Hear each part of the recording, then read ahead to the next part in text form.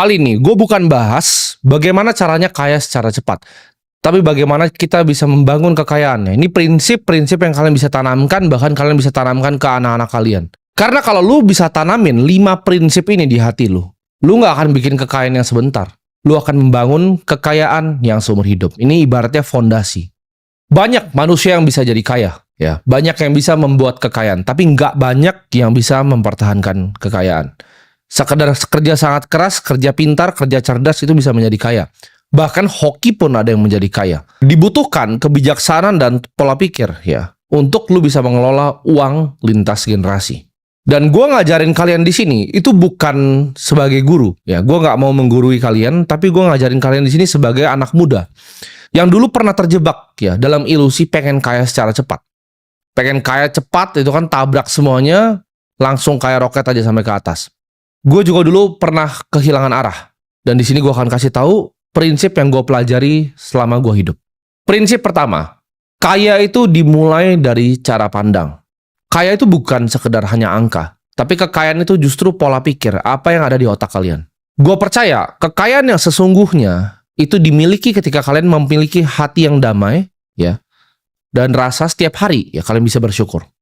Dunia itu tidak digerakkan oleh keserakahan, ya, tapi dunia itu digerakkan oleh iri hati. Jadi motivasi manusia untuk melakukan sesuatu itu bukan hanya serakah, tapi yang paling kuat dan paling banyak adalah iri hati. Ini gue akan cerita sedikit. Di saat gue waktu itu awal-awal berjualan, kalian semua udah tahu ceritanya, gue berjualan online, berbagai macam barang gue cari dari Cina untuk gue jualkan di sini. Ketika gue masih memiliki puluhan juta, ya, ratusan juta yang kecil nominalnya sekarang, waktu itu gue merasa di atas langit. Ya, nggak ada yang pernah bisa ngomongin gue, nggak ada yang pernah bisa bilangin gue. Gue itu paling nggak kenal yang namanya bersyukur. Ya, gue selalu iri ketika gue lihat orang yang lebih hebat dibanding gue, orang yang memiliki uang lebih banyak dari gue. Gue nggak bisa menunda yang namanya keinginan. Ketika gue mau apa harus dibeli. Ya, gue nggak bisa menunda yang namanya kesenangan. Baru naik dan merasa di atas langit. Baru puluhan juta pertama dan ratusan juta kecil pertama. Waktu itu nafsu gue untuk pamer juga itu nggak bisa dikendalikan. Ya, ketika gue punya puluhan juta, gue nabung 3 bulan beli Rolex. Punya ratusan juta, nabung 3 bulan lagi langsung beli lagi, ya, Audi yang baru. Waktu pertama kali hasil jualan, ya, punya agensi, lalu gue berinvestasi di pasar modal. Itu anak 17-18 tahun itu waktu itu penuh dengan pride dan penuh dengan ego. Gue selalu iri, ya, dengan orang-orang hebat yang gue bahkan nggak tahu background ceritanya apa. Kalau gue lihat orang lebih hebat dibanding gue langsung hati gue penuh iri dan gue bilang, ini mah cuci duit, ini mah begini, ini mah uangnya haram, wah ini. Gue sombong sekali dan arogan sekali ketika gue tidak tahu apa-apa. Kalian harus camkan ini di hati kalian, ya. Hati yang tenang itu jauh lebih penting dibanding rekening yang gendut. Kekayaan sejati itu sebelum kita ngomongin harta itu dimulai dari hati dan juga pikiran. Lu harus bisa buang yang namanya iri hati, lu bisa buang yang namanya pride, namanya ego. Kesombongan tuh harus dibuang dari hati. Dibanding lu punya pemikiran aku selalu kurang. Gimana kalau lu ubah itu menjadi aku itu cukup hari ini, tapi aku akan melakukan yang terbaik. Cukup itu bukan berarti kita stop berkembang sebagai seorang manusia. Tapi justru dengan mindset cukup ini, ya, kalian semua akan lebih gampang untuk menyaring informasi. Ketika lu turunin ego lu, ketika lu turunin kesombongan lu akan gampang menerima informasi. Orang yang sombong ketika nonton video ini muncul di TikTok kalian akan pikir, oh dia kaya muda, dia bapaknya kaya, dia cuci duit. Dengan kesombongan itu menutup apa yang kalian bisa pelajari dari orang yang kalian lihat di sini. Kalau kalian sudah blokir pola pikir kalian, itu kalian gak akan pernah jalan kemana-mana. Kalian akan diam di tempat dan stay di tempat. Makanya gue bilang, kaya yang sejati itu dimulai dari hati yang tenang, ya, hati yang bijaksana dan hati yang penuh syukur. Prinsip kedua, ya, hidup di bawah kemampuanmu. Yang membuatmu kaya itu bukan cuma sekedar pendapatan, ya, tapi gaya hidup. Ini kesalahan fatal yang gue lakukan. Investasi baru sekian miliar, ya, income ratusan juta, gaya hidup udah selangit. Kalau gue tahan sedikit aja waktu itu, ya. Memang pas awal-awal masih jutaan, itu gue tahan terus, ya. Jutaan masih tahan, ya, puluhan juta masih tahan-tahan dikit. Ketika ratusan juta sampai miliar uang gue, itu gatal pertama tuh dimulai di situ. Waktu punya duit sedikit, sudah beli beberapa jam tangan Rolex yang murah-murah itu untuk pamer, ya, ke teman, ke orang lain. Untuk dirasa keren, untuk diakui oleh teman-teman sekitar. Setiap pendapatan naiknya drastis, waktu naiknya kecil enggak? Ya, ketika pendapatan naiknya drastis, nah gaya hidupnya mulai naik drastis juga waktu itu. Di tahap itu adalah gue adalah anak muda yang nggak ngerti untuk membedakan antara mana namanya kebutuhan ya dan mana yang namanya keinginan. Ini sulit untuk waktu itu gue bedakan. Gue rasa keinginan ini kebutuhan nih, kebutuhan untuk gue pamer, kebutuhan untuk gue cari validasi, kebutuhan untuk gue tunjukin ke semua orang bahwa gue orang paling hebat. Orang kaya yang sejati ya, gue pelajari orang kaya sejati itu menggunakan uangnya bukan untuk pamer, tapi menggunakan uangnya untuk bisa jadi pelayan untuk lebih banyak manusia yang lain, untuk bisa serve, untuk bisa melayani orang lain, untuk bisa membuat dunia ini jadi sedikit lebih baik. Bukan hanya untuk dirinya, karena kalau untuk dirinya itu nggak ada habisnya. Hedonisme itu tidak ada habisnya. Treadmill itu adalah lingkaran kayak nggak pernah bisa berhenti. Ya, lo awalnya mau mobil harga 100 juta, lo mau mobil 1 miliar, nggak cukup 1 miliar, lo beli yang 5 miliar, nggak cukup lo beli 8,5 miliar, lo beli yang 10 miliar, lo beli yang 15 miliar, dan akhirnya lo beli 30 miliar. Itu nggak ada habisnya. Orang kaya sebenarnya tahu fungsi uang itu lebih baik digunakan untuk orang lain dibanding untuk diri sendiri. Ingat, iri hati dan impulsif itu adalah musuh dari orang kaya. Ya, ketika sudah punya uang sedikit, akhirnya impulsif. Dan ingat ya di sini ya, hidup yang hemat itu bukan berarti lo adalah orang yang pelit, tapi justru lo adalah orang yang bijak. Jangan hanya beli barang itu untuk pamer, ya, tapi beli barang itu untuk fungsinya. Dan jangan pernah bekerja hanya untuk mendapatkan validasi orang lain, karena itu adalah hal yang sia-sia. Kalau lo ngerasa lo pengen bekerja, pengen mendapatkan lebih hanya untuk pamer, hanya untuk mendapatkan validasi, itu adalah hidup yang sia-sia. Ketika lu bisa jaga gaya hidup lu sekarang, ya, pendapatan lu naik, tapi gaya hidup lu jaga sekarang, itu adalah modal investasi lu untuk masa depan. Semakin banyak lu bisa jaga gaya hidup lu, semakin banyak uang, capital yang lu bisa preservasi untuk menjaga masa depan lu. Semakin banyak nanti ke depannya uang yang lu bisa gandakan. Ingat kata-kata gue ini, ya, uang yang lu tidak habisin hari ini adalah uang yang lu sisain untuk bertumbuh di masa depan. Jadi lu harus bisa menunda nih. Kesenangan tuh ditunda dulu, bedain. Mana? Ketika lu lihat, oke, pengen ini keinginan atau kebutuhan. Lu pikir dulu. Ya, lu pikir seminggu. Oh, nggak butuh-butuh banget ya, nggak perlu. Nah, ini akan nyambung ke prinsip yang ketiga, ya. Buatlah uangmu bekerja untukmu. Kalau kamu, ya, terus bekerja demi uangmu itu, seumur hidup nyari uang terus kerja, maka seumur hidup kamu akan jadi manusia yang lelah. Akan capek terus, ya, nanti. Ini adalah kata-kata yang beneran mengubah hidup gue sampai gue seperti sekarang. Kalau lu tidak bisa membuat uang bekerja untuk lu di saat lu tidur, lu akan selamanya bekerja untuk uang. Ketika gue tahu hal ini, semua uang yang gue dapatkan itu pengen gue cepat-cepat pekerjakan. Jadi uang itu sebagai prajurit yang bekerja di saat gue tidur. Kalau gue tidur gue belum bikin uang, jadi problem di hidup gue. Uang itu adalah energi, ya. Jadi jangan buang-buang energi lu untuk sesuatu yang tidak menghasilkan. Lu harus bisa bedakan nih, mana barang yang akan jadi sampah, mana yang akan justru itu jadi bibit pohon lu di masa depan. Ini contoh ya, dibanding lu itu beli sepatu ya, 10 juta, 5 juta, untuk ngerasa keren di komunitas kecil lu, di tongkrongan teman-teman lu, mending uang yang sama lu pakai untuk beli kepemilikan dari perusahaan, untuk beli aset yang langka, untuk menabung suatu aset yang langka, untuk diinvestasikan untuk masa depan lu. Karena sepatu yang lu pakai itu cuma kelihatan kerennya mungkin sekali doang. Minggu depan teman lu juga biasa aja lihat sepatu lu, lu sendiri pun biasa aja lihat sepatu lu, tapi uang yang sama, lu bisa belikan kepemilikan perusahaan yang barangnya lu pakai setiap hari. Mulailah dari hal-hal yang kecil. Setiap lu punya uang, rutinlah investasikan, jangan kebanyakan gaya. Ini jadi disiplin yang dibiasakan setiap hari. Setiap ada uang kecil disisihkan, setiap ada uang kecil disisihkan. Nah, ini prinsipnya apa? Untuk bisa ibaratnya menggandakan uang, ya, bikin uang itu bekerja di saat lu tidur. Yang pertama adalah memiliki pemikiran yang jangka panjang sebenarnya. Kalau pikiran lu itu jangka pendek, lu nggak akan bisa bikin uang. Ketika lu mikir, oh ada hot IPO ini, ada hot IPO itu, lu dapat berapa sih emang persenannya? Ketika book building lu masukin itu ke sekuritas, lu dapat berapa? Kecil sekali kan, itu nggak mengubah hidup lu. Ya. Tapi kalau lu disiplin menabung, lu disiplin setiap ada uang lu sisihkan, lu lihat, oke, ini perusahaan kira-kira 20 tahun dari sekarang masih ada nih. 20-30 tahun ke depan masih ada nggak nih? Masih bisa membagikan saya dividen atau enggak nih? Ini aset produktif perusahaan yang labanya terus meningkat nggak? Oke, ketika ini perusahaan yang labanya terus meningkat, earningsnya terus meningkat, dia konsisten membagikan dividen kepada pemegang sahamnya. Oke, gue mau jadi pemilik dari perusahaan ini. Itulah yang gue lakukan ketika gue 15 tahun. Investasi tuh nggak ribet. Ya, rumusnya sederhana. Sabar ditambah waktu. Investasi itu sama dengan sabar ditambah waktu. Bukan lu beli sesuatu sekarang, lu berharap kayanya besok. Nah, ini prinsip lagi ya tentang menggandakan uang.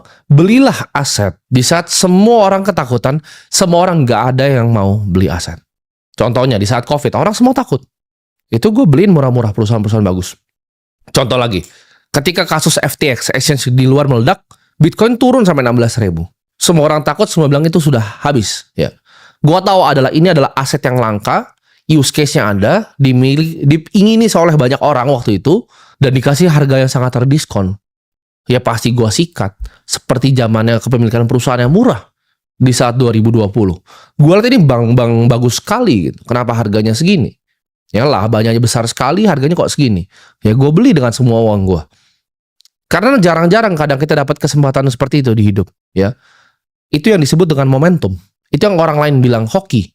Tapi gue punya uangnya. Gue punya persiapannya di saat kesempatannya datang. Di saat semua orang ketakutan. Banyak juga, ya kesempatan itu datang ke semua orang.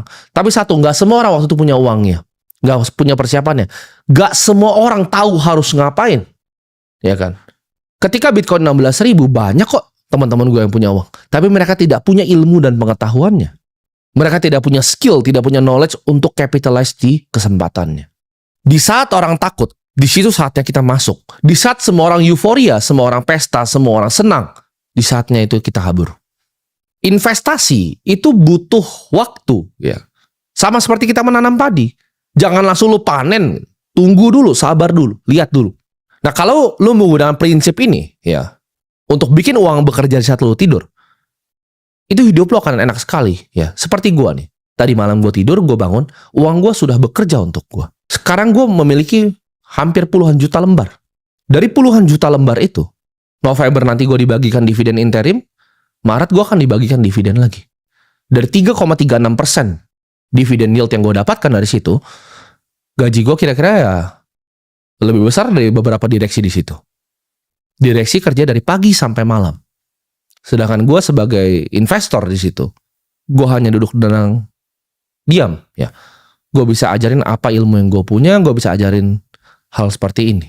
Itu sudah lebih ya dari lo mau ngomong direksi-direksi bankir-bankir yang sudah senior. Pendapatan gue hanya dari dividen di satu perusahaan yang gue punya.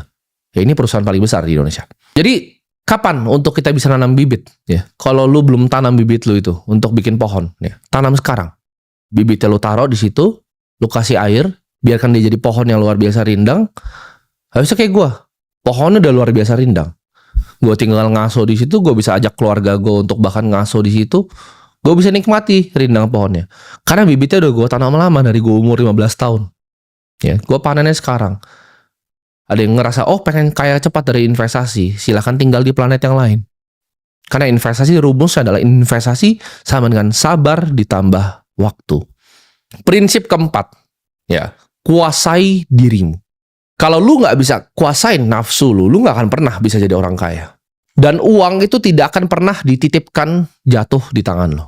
Musuh kekayaan itu apa sih? FOMO, ya, emosi dan ego. Orang yang punya uang seperti gue, itu gimana caranya bisa bangkrut? Biasanya karena mereka berinvestasi di sesuatu yang mereka nggak mengerti dalam jumlah yang banyak. Mereka FOMO, ada teman bilang opportunity ini bagus, ya, ada tambang di sini bagus, begini, tapi nggak beneran mengerti bisnisnya. Dia masuk, ya, dengan uang yang besar itu lalu hilang semua. Ketika gue dulu sebelum seperti sekarang, ya, ketika gue masih jadi orang yang bodoh, ketika dibisikin, oh ini ada IPO yang hot ini. Oh gue ikutan gitu. Gue hajar lu terus di atas. Oh ini katanya bandar si A mau mainin yang ini nih. Ini mau digoreng nih sama si B. Gue kenal personal bandar-bandarnya. Kadang gue dengerin juga. Terus habis itu ketika gue beli mereka yang banting gue. Ketika gue FOMO beli sesuatu, di situ saatnya selalu gue rugi. Tapi namanya manusia ya melakukan kesalahan. Ketika gue FOMO ya dihajar gue. Oh ini IPO paling bagus nih pertama di Indonesia seperti ini. Masuk dihajar sama bandarnya sendiri. Tapi jadi pelajaran gitu. Itu uang sekolah buat gue. Lumayan mahal uang sekolahnya belasan miliar waktu itu. Di saat gue emosi, ya gue mau mendapatkan keuntungan berkali-kali lipat. Di situ saatnya gue selalu kena kebakar. Jadi jangan gampang FOMO. Kayak tadi, bahkan gue tahu gue dikerjain sama bandarnya, tapi gue gak nyalain bandar ya. Fair game kok. Walaupun dia ngomong ke gue kok beli. Ya dibilang dia jualnya nanti tunggu seminggu dulu, hari kedua langsung sesi 2 dia banting. Barang gue dibanting semua. Ya, gue telepon sekuritas gue bahkan minta beli di harga atas. Itu kalian bisa lakukan tuh sebenarnya. Jadi gue minta beli di harga di atas, sesi 2 jebret dibanting semua sama dia. Fair game. Ya gue gak nyalahin, kenapa? Karena gue yang lakukan sendiri, gue yang pencet tombol sendiri, itu keputusan gue sendiri. Semua keputusan investasi itu ada di tangan lu, bukan tangan orang lain. Ya. Jadi ketika lu bisa kuasai diri lu gak terpengaruh. Karena lu gak bisa nyalain orang lain ketika itu sesuatu yang lu lakukan. Buang emosi, buang ego. Ya. Karena kebanyakan orang di dunia itu nyalahin orang lain ketika mereka melakukan keputusan yang mereka lakukan sendiri.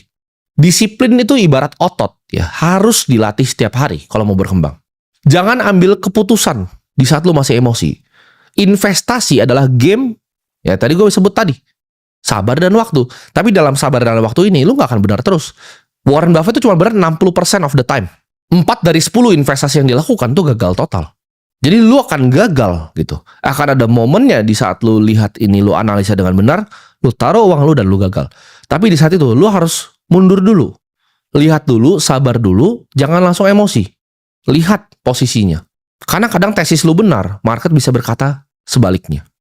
Pasti ada waktu untuk menang dan ada waktu untuk kalah. Ketika waktu lu itu giliran lu untuk kalah, jangan emosi lu mau balikin lagi. Di saat lu balikin lagi, lu kalah lagi, lu emosi lebih jelek lagi, lu kalah lagi, akhirnya uang lu hilang semua. Latih diri untuk sabar dan nikmatin prosesnya. Jangan mau hasil yang cepat. Ingat, ya, kuasai diri. Sederhana itu bukan berarti lu miskin. Ada orang, ya, yang kelihatannya punya segalanya, tapi sebenarnya nggak punya uang. Ada juga orang yang kelihatannya sederhana, biasa-biasa aja, tapi punya harta kekayaan yang sangat luar biasa.